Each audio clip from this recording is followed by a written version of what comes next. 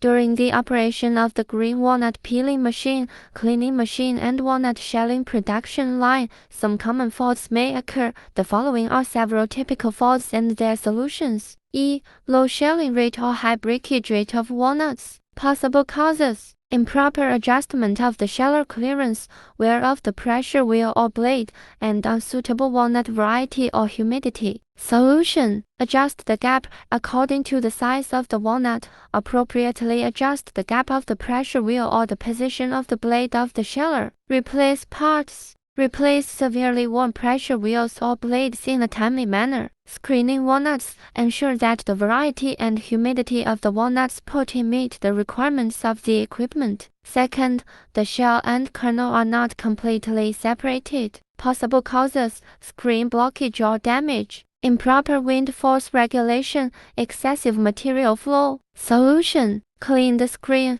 Regularly clean or replace the screen to ensure the screening effect. Adjust the wind force according to the characteristics of the material. Appropriately adjust the wind force of the fan. Control the flow rate. Reasonably control the feed volume to avoid material accumulation.